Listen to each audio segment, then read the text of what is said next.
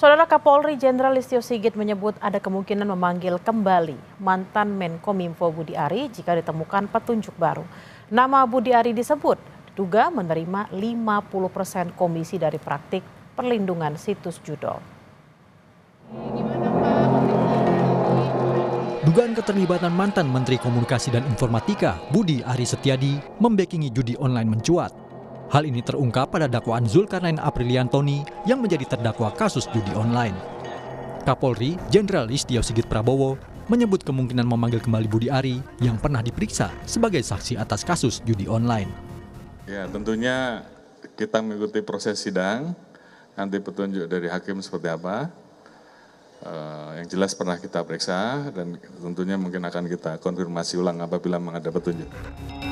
Dalam dakwaan jaksa, Budi Ari yang saat itu menjabat sebagai Menkominfo disebut mendapat jatah 50% dari keseluruhan website yang dijaga dengan tarif 8 juta rupiah per website. Kapus Penkum Kejaksaan Agung, Hardi Siregar menyebut bisa saja menghadirkan mantan Menkominfo Budi Ari sebagai saksi untuk diperiksa di persidangan kasus judi online. Hardi menyebut dipanggil atau tidaknya Budi Ari bergantung pada kebutuhan pembuktian jaksa ataupun perintah majelis hakim di persidangan.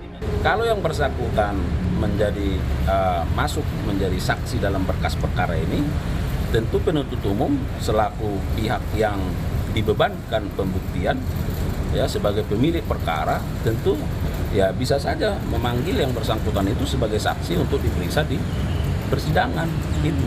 Nah, itu dia. Nah, tetapi kalau yang bersangkutan tidak masuk di dalam berkas perkara dalam daftar saksi misalnya, maka itu dikembalikan kewenangannya kepada majelis hakim. Tentu dasar dari penuntut umum menyebutkan pihak-pihak itu dalam surat dakwaannya didasarkan pada fakta-fakta yang ada di dalam berkas perkara.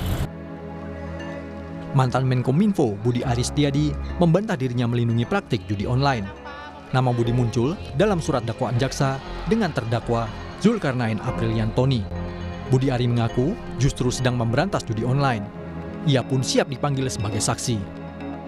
Ada 3 poin penting yang dapat membuktikan bahwa saya sama sekali tidak terlibat dalam perlindungan judi online seperti narasi yang beredar, fitnah yang keji ini. Intinya pertama, mereka para peserta tidak pernah bilang ke saya akan memberi 50%. Mereka tidak akan berani bilang karena memang selesai proses hukum. Jadi sekali lagi itu omongan mereka saja, jual nama menteri supaya mereka laku.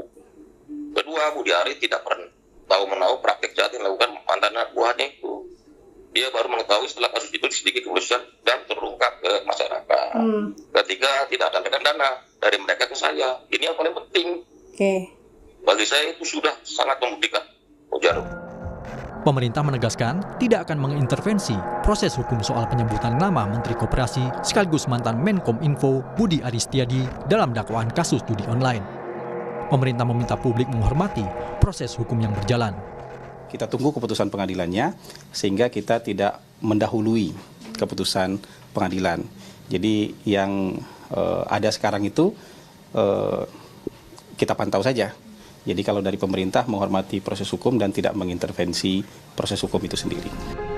Nama Budi Ari disebut dalam dakwaan jaksa pada persidangan kasus judi online yang melibatkan sejumlah pegawai dan tenaga di Kementerian Komunikasi dan Informatika.